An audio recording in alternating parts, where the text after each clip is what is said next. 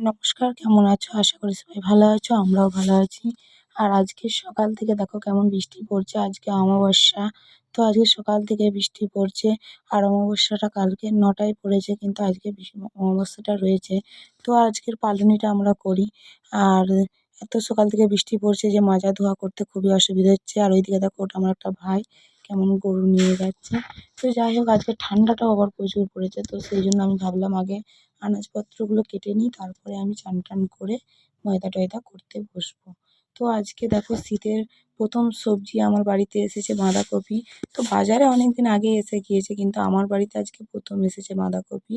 তো যাই হোক, বাঁধাকপিটা আজকে কেটে নিচ্ছি। তো নিরামিষ হবে বাঁধাকপিটা। আর ওই দেখতে পেয়েছি মূলোর শাক রয়েছে, তো শাক ভাজা হবে আর বাঁধাকপির তরকারি হবে আজকে। আর তোমাদের দাদা ভাইয়ের জন্য মাছের ঝাল করব। তো তারপরে চলো আমার ছেলে কেমন ব্যায়াম করে স্কুল থেকে শিখে এসেছে তোমাদেরকে দেখাবো।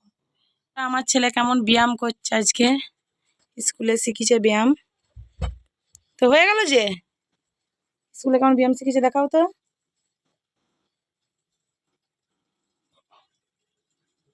ব্যায়ামটার নাম বলতে হবে। কি ব্যায়াম করলে? ওটা কি ব্যায়াম করলে নাম বলতে পারবে? হুম। ও, আর এটা এটা কি? ও, নাম ভুলে গেছে, ব্যায়াম করছে। এই দেখো।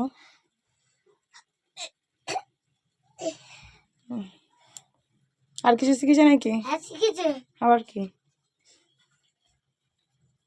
এটা কি জানো? গাছের মতন দাঁড়িয়ে, গাছের মতো দাঁড়িয়ে কিছু একটা নাম আছে, কিন্তু নামটা কি আমিও জানিনি।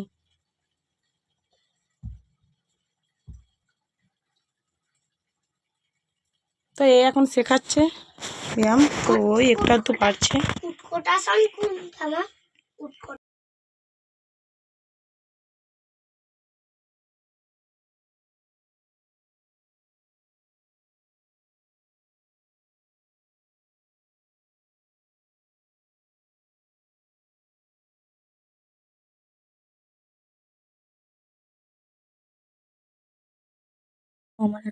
আমার ছেলের একটা ভাড়া ছিল, তো সেই জন্য আমাকে এই অমাবস্যাটা করতে হয় প্রতি মাসে।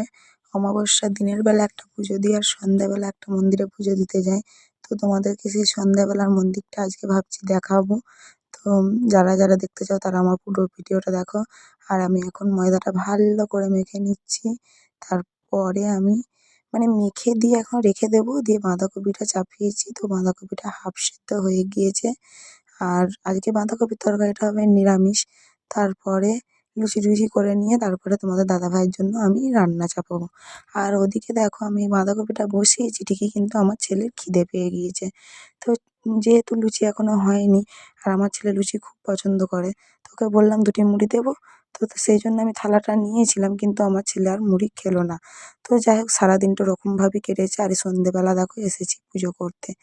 তো সারাদিনটা রান্না বান্না করে কেটে যাবার পরে সন্ধেবেলা এসেছি পুজো দিতে। আর এই মন্দিরে আমরা প্রতি অমাবস্যায় সন্ধ্যাবেলা পুজো দিই।